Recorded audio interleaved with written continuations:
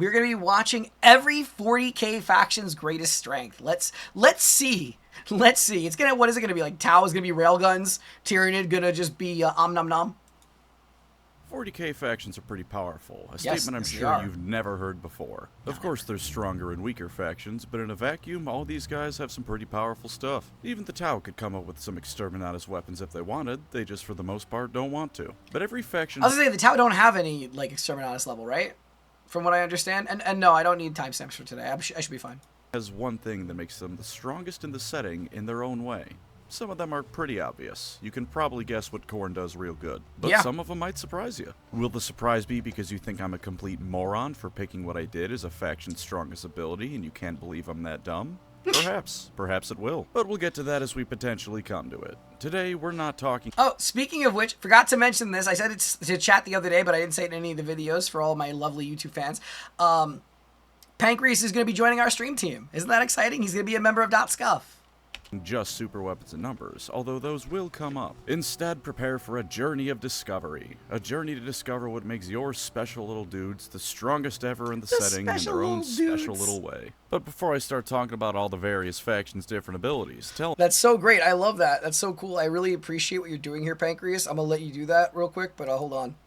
The rest. We shall do Imperium first, as is tradition. Not out of favoritism here, but so I can get it out of the way and talk about the Eldar unabated later. We'll exactly. The Space Marines, we need more Eldar. And even I have to admit they're cool. The Space Marines, of course, have a lot going for them, as is fitting for the favorite child. Their armor is the bestest, their weapons are the bestest, because they are the Emperor's specialist boys, and they shall know no fear. But none of this is what I consider to be their ultimate weapon, so to speak. It's not even any individual... I mean, is their ultimate weapon the virus bomb? Or is their ultimate weapon going to be, like, Dark Age of Tech stuff?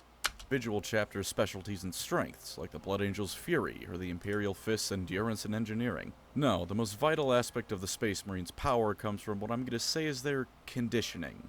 That sounds a bit simplistic, so let me explain. 40k has no shortage of things that are way stronger than a Space Marine. Ogrins could rip apart one with moderate difficulty at most, let alone something like a Bloodthirster. But the Space Marines are the most effective fighting force in the setting, not because they're strong, or their weapons are strong, or anything else like that. What makes Space Marines so effective is, for lack of a better word, what goes into creating a Space Marine. The Adeptus Astartes aren't just an unga-bunga beatstick, in spite of what certain chapters act like. A Space Marine is the most effective tool of war. Oh, wait. Did I miss where Pancreas said what it was? Is it going to actually be the Space Marine itself as the weapon? Is that what he's implying? I got distracted by looking at chat. Should I back up? Or I mean, the impression I'm getting is the Space Marine itself is the weapon. I know there's gonna be some comment being like, "Oh, the ADD strikes again." Well, excuse me for looking at my chat. I'm sorry. But also I was looking at the poll, to be fair. He said it was their conditioning. I mean, their conditioning is an insanely dangerous weapon. I love how Pancreas decides to be like, you know what, I'm going to be a little bit, highbrow here. I'm going to a little bit outside the box. We're going to say the concept of the Space Marines. We're not going to talk about the weapons that can actually nuke a planet. No. We're going to talk about these guys. Entire galaxy. They are disciplined to the point that them not being afraid of anything is a tabletop rule. They're rebuilt from the ground up to be the ultimate weapon. They're indoctrinated from the moment they become an aspirant as a child to be completely and utterly loyal to the Imperium and their chapter. With few exceptions, aka being a Dark Angel when a Fallen is potentially present, they don't let a single thing distract them from what must be done. Their augmentations mean that they can survive the most brutal of environments that individuals stronger than them can't. They can basically eat nothing but tree bark and be able to survive off of that, so efficiently are they built. Their conditioning and indoctrination means that with few exceptions, loyalty is all but assured these days. Any individual chapter strengths don't serve as add-ons to their potency as weapons. Question about the Space Marines. I feel like I should know this at this point, but like I sometimes get like hearsay from you guys, mixed up with like actual lore, and stuff gets retconned all the time too. Is this the whole thing about a Space Marine eating somebody they kill to gain memories an actual thing, or is that BS or retcon? Because I still think that's one of the most insane things ever. Yes, that is a thing. God, that is like the most unhinged canon shit ever. They enhance it. The Blood Angels rip and tear like no one's business. Can they eat a Tyranid? Could they eat a Tyranid and understand the hive mind?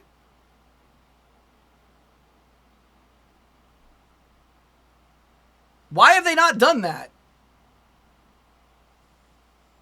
Not to that extent. Heretic, Bogar? Yes, but they won't understand it. Ah, okay. The Black Templars are the righteous fury of the Emperor. The Ultramarines are the planning and doctrine of the Imperial war machine made manifest into a nice blue and gold package. Space Marines aren't the best because they have the greatest weapons. They're the best because they are a weapon. Every single chapter is just a weapon crafted for a different purpose. They can go days without eating, hours without breathing, months without any sort of recreational activity or anything resembling proper rest. The hours without breathing goes hard. Child soldiers are mankind's ultimate weapon. This is what makes Space Marines powerful beyond all others in their own way. They're the... You can't use the analogy, if I eat cow, I understand beef, but I don't speak moo. You don't learn the memories of the cow when you eat a goddamn cheeseburger. Sword of the Emperor built for his wars. Some factions may be overall stronger, while others may be more disciplined in some ways, but in terms of everything coming together, there's nothing compared to the Adeptus Astartes. I have said some very nice things about Space Marines here, so don't expect that to return for some time. Moving on throughout the Imperium, the Sisters of Battle. This one is no surprise, it's their faith. For all I said about the loyalty of the Space Marines a few seconds ago, it has and can falter.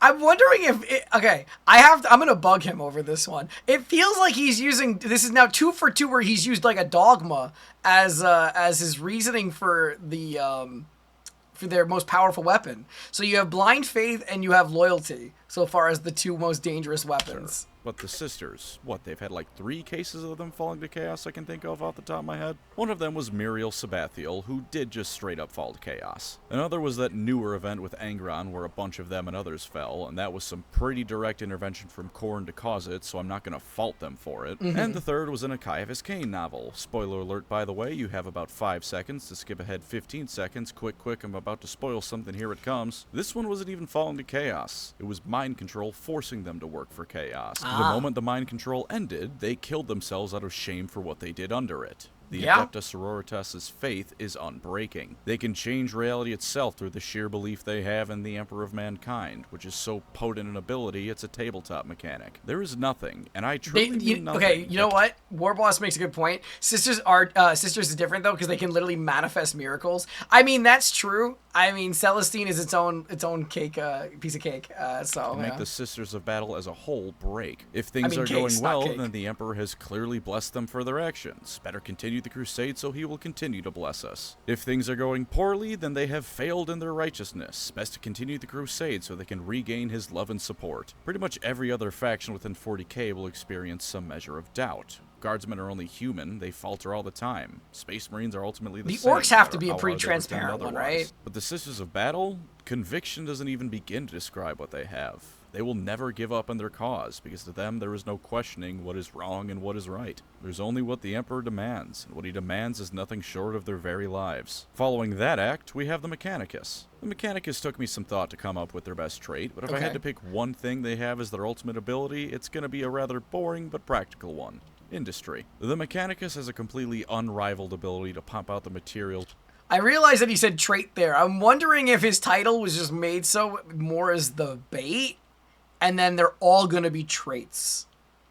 Of war needed in this setting. They arm the Imperium. It isn't them and a couple other groups, it's the Mechanicus and the Mechanicus alone that keeps the Imperial war machine going. And then just to top it off, they arm themselves even better than they arm the Imperium. I understand this isn't a terribly interesting thing at first glance, but if you think this isn't a worthwhile thing to brag about, then I beg of you to research the Lend-Lease program. As it turns out, when you can bankroll everyone else and pump out a warship in less than 2 months, you can pretty effectively win wars. Without the Mechanicus, there is no Imperium. Every other faction within it has no weapons with which to wage war. The Navy would have no ships, the Guard no tanks, the Space Marines no dreadnoughts, were it not for the support of the tech priests of Mars. And this industry, as decayed and rotted as it is, like everything within the Imperium, hasn't faltered for 10,000 years. Battleships are churned out, lasguns produced without fault, because while the Mechanicus is a shadow of the dark age of technology, that shadow looms over the entire galaxy. They're surpassed by the Eldar and Necrons in terms of technological ability. They're surpassed by the Tau and what they build on average. Hell, the they're fact they surpassed use the by the servers orcs and what they can create on a moment's notice. Pseudo AI is kind of across the galaxy create weapons of war that are good enough to take on all of the horrors of the 41st millennium. And quite frankly, good enough is all you need.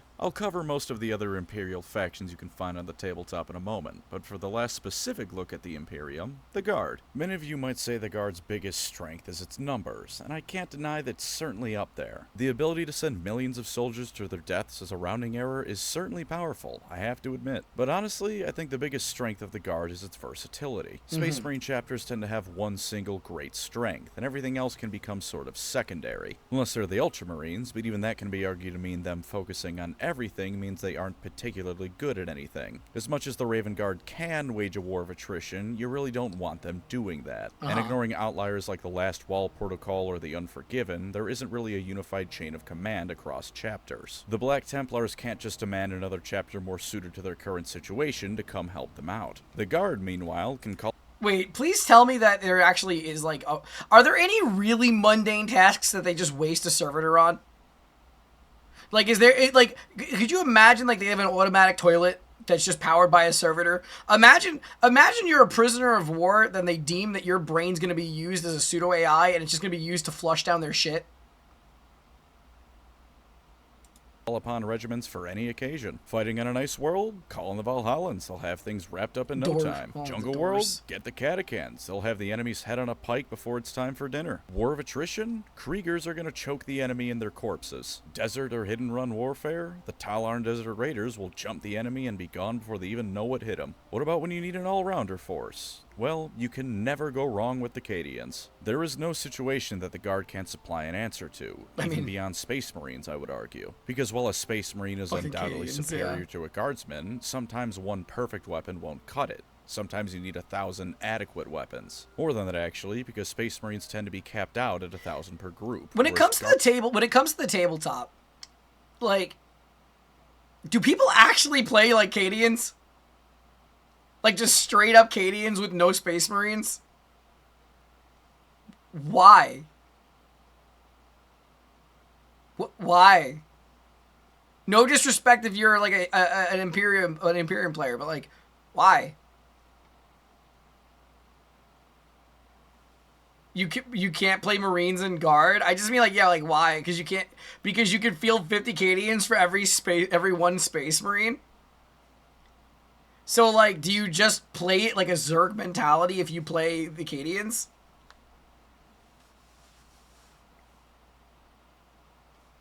It's the point amount?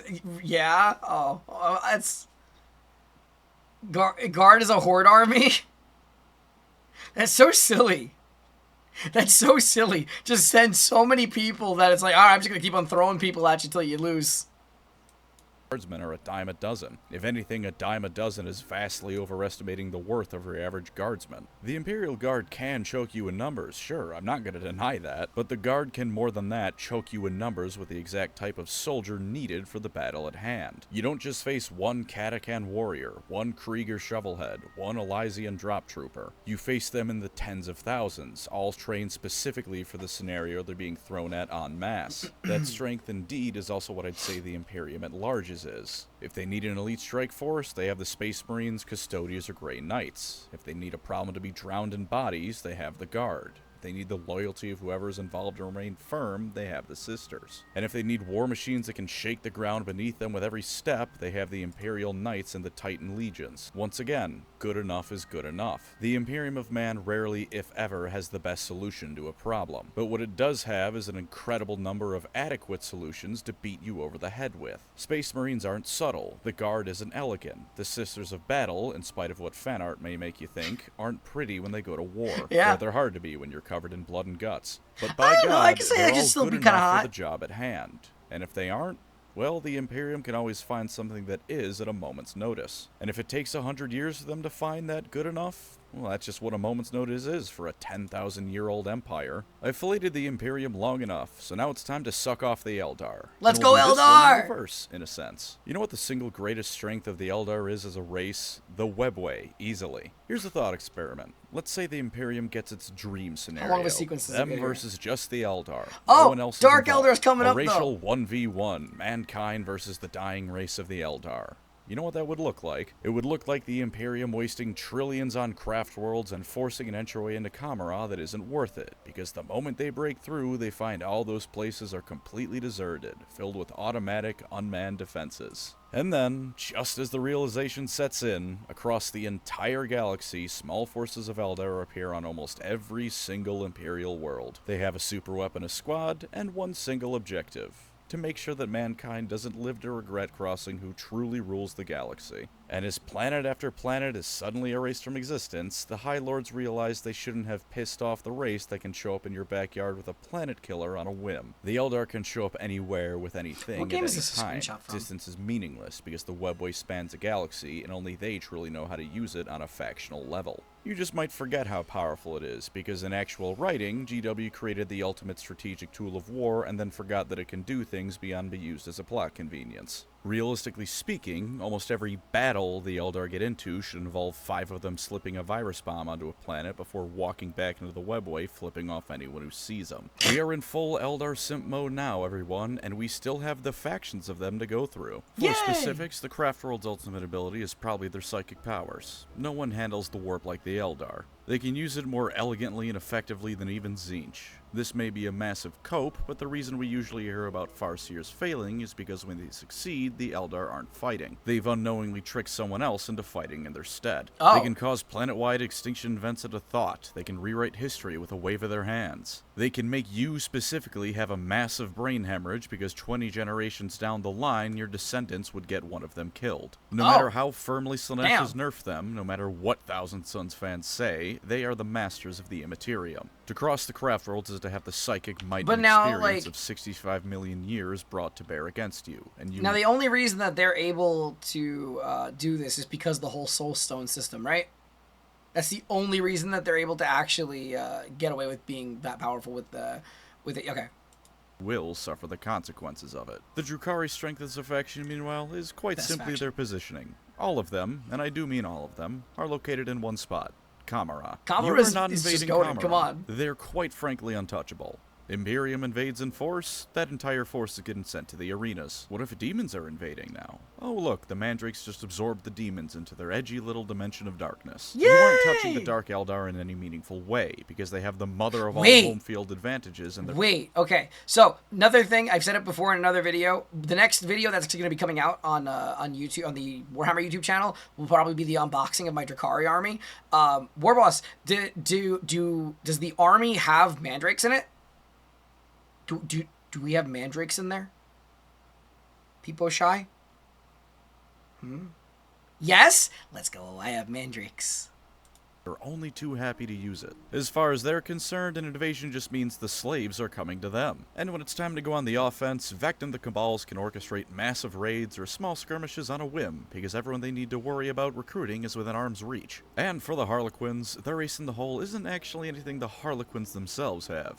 It's Kegarak. They have the last remaining Eldar god actively walking among them and saving them from Slaanesh upon death. How did Kegarak survive Slaanesh? The more followers and worship they get, the stronger they are. And there's only been more and more Harlequins as time has gone by. Kegarak is stronger than ever before, unlike what passes for what's left of the Eldar pantheon. The Laughing God gives them unparalleled access and knowledge of the webway, keeps them safe from pretty much every faction, and while we never hear of him intervening directly, we do know he sometimes walks amongst his mortal followers. Given that, I'm sure there's been a couple of threats to the Harlequins he's ass-blasted straight to Kingdom Come, personally. As long as Kegarak lives, the Harlequins will never be truly defeated. And until he finally dies, the galaxy will have to contend with an endless supply of whoopee cushions under thrones and joy buzzer handshakes, courtesy of the followers of one of the only named characters in 40k who can take a joke. Moving on from elves, I forgot the Inari. They have that whisper thing that means they don't need soul stones when they die. Kind of like how Kegarak saves the Harlequins. I still hate this artwork. She looks horrible in it. Because a blank can just turn this off. Moving on to their foes from ages long past, the Necrons. Their immortality. They're definitely one of the more simple factions to figure out because it's their technology. Plain and simple.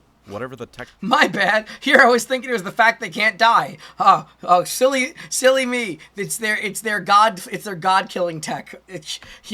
Easy mistake. Technological ceiling of 40k is, they're either at it or the closest to it. They've got 100% effective time traveling that doesn't involve the warp. They've got living metal that means it's almost impossible to actually kill one of them. They have the ability to shatter not only their own gods, but chaos itself. These are some of the things the Necrons can do with their tech, and that's just scratching the surface. It may seem like I'm giving them not enough credit, given how short this section is going to be, and because this is something that can be theoretically attained by other factions. Another crazy question. I know I'm pausing a lot, but could the Necron technically defeat Chaos if they were unified? If the Necron were actually completely unified, could they kill Chaos? Or is that like yes, absolutely? Okay. But given the nature of this setting, they can coast off of this pretty much forever. The Imperium and Mechanicus are never going to catch up to them in technology. The Eldar and Orcs were once upon able to match them in their own ways, but Slaanesh limits the Eldar true psychic might, and the Orcs are no longer Krorks. Tabletop rules and author favoritism tend to make it not seem as extreme as it is, but the Necrons are like an awakened empire from Stellaris. Sure, the entire galaxy coming together to stop them probably can, but any individual faction... So I'm kind of surprised when you say Chaos is weaker than the C'tans.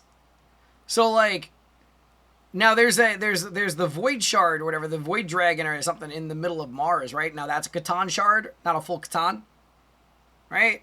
It's hard to keep track with all this because there's just so much in the Warhammer universe. So there's no full C'tans left, but there's a shard in Mars and there's shards still in Pokeballs, right? Now are those shards enough to fight Chaos? Just a sliver. Gotcha. No way in hell. On the topic of one of those other fellows I mentioned, though, how about the Orcs? It was a bit of a hard choice for me between their sheer tenacity, their wacky technological BS, and how they get stronger the more they fight, but out of those three, I'm choosing to go with just how unbelievably hard they are to get rid of. The thing about 40k is that even as Orcs get bigger and bigger, there's almost always something that can handle them. If a regular Space Marine can't handle an Orc, get a Terminator. If that's not big enough, get a Custodian. Scale it up until eventually you just bombard the planet to kill the big lad. And their magical, believe-it-into-reality tech is all over the place. Depending on how you read their lore, it can be just that, or it can be limited to things like red paint making things go faster. So with that as its own thing isn't their strongest suit, I would say. I'm still salty, by the way. I got into Warhammer in my first short ever. Before I even started watching other Warhammer content, I made a short talking about color schemes of orcs, because that was the one thing my community told me before I started watching Warhammer, and you guys were like, purple makes the orcs invisible, and it became the joke, right? And I believed you guys. I believed you. I fell for it, and then it took me, like 2 months into actually, like, learning Warhammer to learn that it's just all BS. Because it's like, have you ever seen a purple orc? Have you ever seen... It's a banger short. Shut up. So the Sisters of Battle are kind of stealing that gimmick with their own faith stuff. But orcs are harder to kill than just about anyone else, on both an individual level and as a species. If you blow off an orc's arm, he's just gonna put a claw in place of it to kill you next time.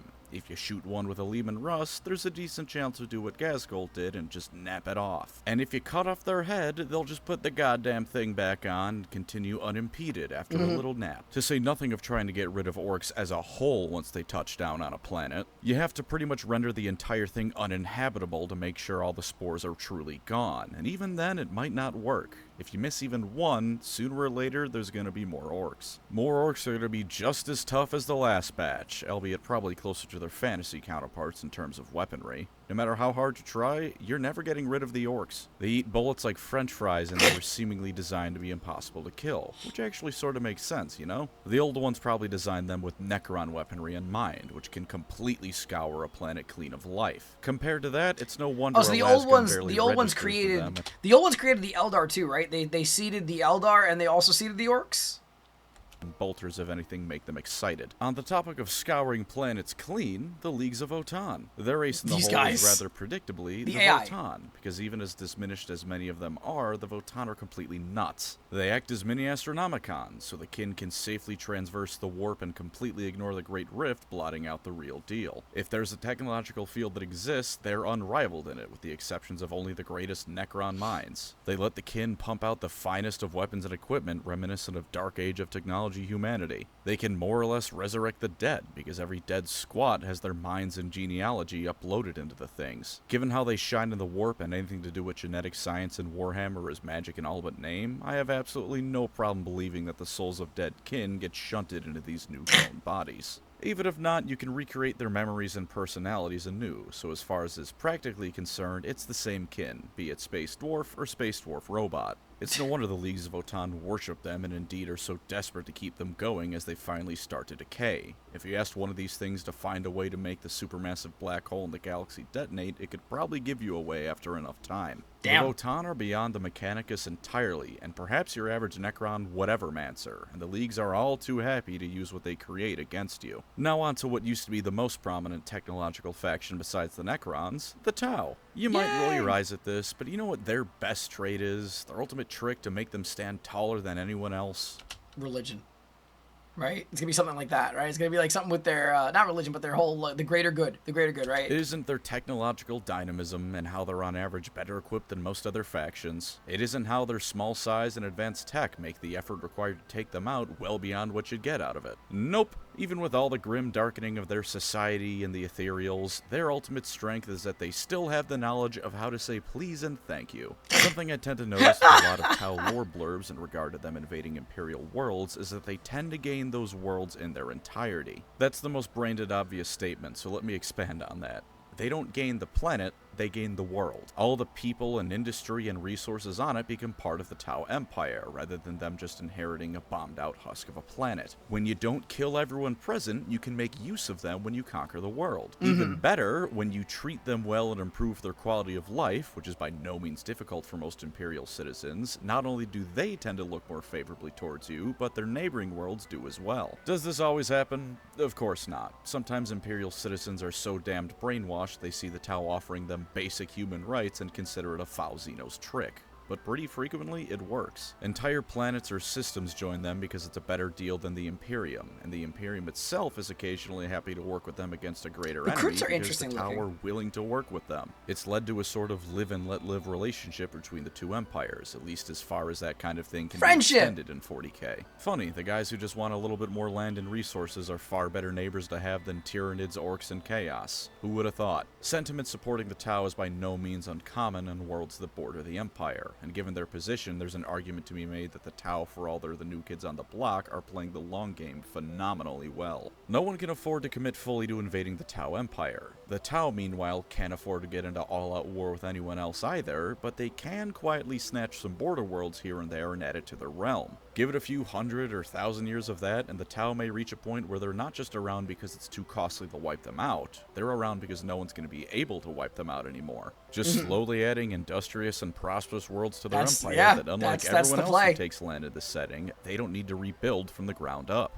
And if all that sounds too noble, bright, and happy for you, just picture them as a slightly less dickish covenant instead of the Star Trek Federation. Both their ideologies even have the word great in the title. It fits. Almost done to wrap off the Xenos, and I'll even be polite to the Genestealer cults and make them separate from the Tyranids. Oh. The cult's greatest strength is that they can just straight up hide in plain sight on 99% of worlds. I thought it was more so a matter of, like, people just didn't pay attention to the mutations, but, like, at a certain point they start having those extra arms.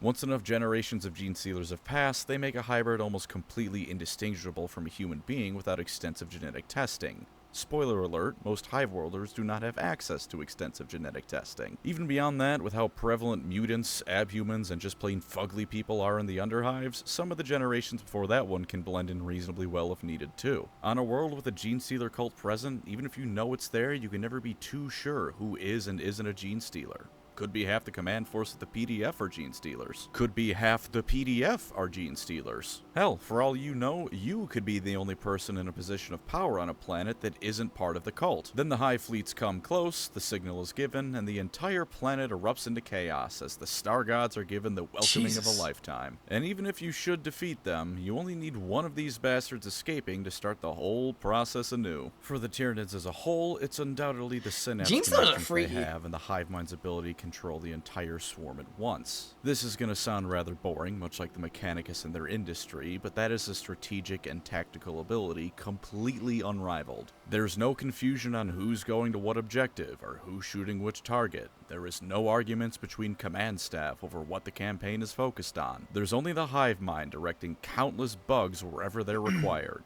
Can it be disrupted? Yeah, sure. But aside from disrupting it just turning the Tyranids into feral monsters who will likely still want to eat you, disrupting it involves killing something that for one reason or another is quite difficult to kill. And they can be pretty easily replaced, all things considered. There's even a quote by Marnius Calgar essentially saying that they have tactics far beyond that of mindless beasts, and that they are not to be underestimated. They attack you from all sides at the same time, hitting every possible resource you have with overwhelming force. The Tyranids have no doubt, no hesitation. That is a horrifying figure. To be considered or their minds to be changed. That is a horrifying the figure. hive mind's will. There's no consideration of if they're doing the right thing. There isn't even the slightest of delays in command. Humanity needs its Vox transmitters, the Necrons need whatever quantum supercomputer BS they have, and hell, even the Eldar need to form the thought in their mind to psychically communicate where they want their fellow aspect warriors to attack. But in perfect unison do the Tyranids descend on their foes. In spite of what their list of defeats will tell you, the Tyranids are fucking horrifying. The last one might be cheating, but I'm going to cover the Chaos Marines altogether, because I think there's a shared strength they all have.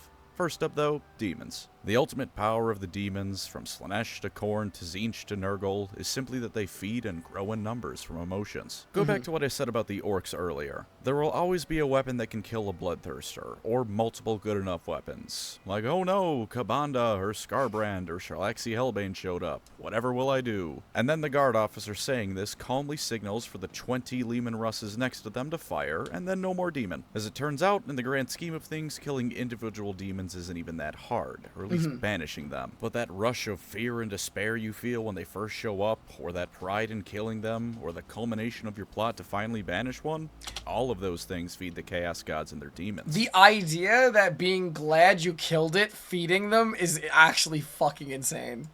Those emotions make more demons. And if another demon doesn't pop out from these emotions, it's probably because their patron god decided to use them to empower a demon instead. It's why killing all life is one of the few ways people think you could truly defeat the Chaos Gods, why the Emperor's plan to use the webway ultimately wouldn't work. You can shield people from the demons on the outside, but you can't shield them from their own inner demons, as it were. Not unless Phase 2 of that plan was the galaxy's largest therapy project ever conceived. The Chaos Marines, meanwhile, I'll share one thing that makes them stand out and be powerful in a way others aren't. And I'm just going to tell you right now, this is going to be the edgiest, most angst-ridden teenager thing I've ever put on this channel. Oh, no. But that kind of energy feeds 40k, so who cares? Are you ready? The thing I think makes Chaos Marines the strongest in their own way is their sheer, unrelenting hatred they feel at almost every waking moment. Realistically speaking, the Scouring should have been the end of them.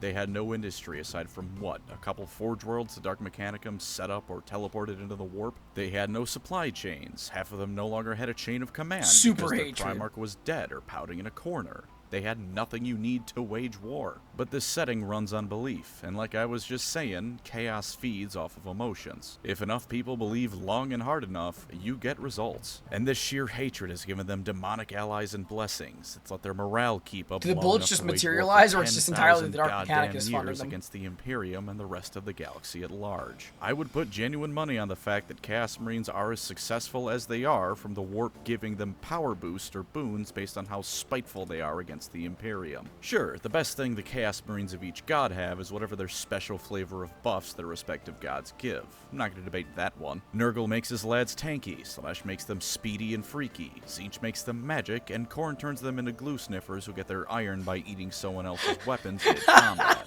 But the Chaos Marines as a whole all have that hatred in common.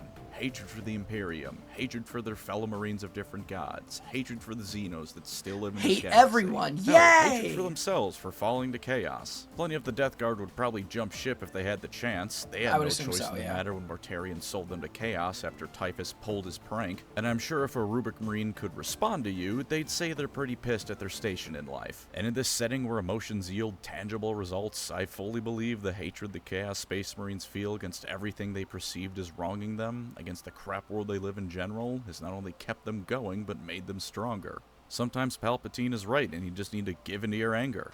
I am 12, and this is deep. And that's every 40k faction's best ability. Huh. Not their strongest weapons, but the things that give them an edge that no one else can quite match. Thank you as always to my wonderful it was a good video. members. It was a good video. It was an interesting perception of it. The spice that makes everything tick, even if it might be just a tiny bit embarrassing. If you'd like to support the channel, feel free to subscribe or become a member. Either way, thank you for watching. Alright, let's see what quirky thing he puts out.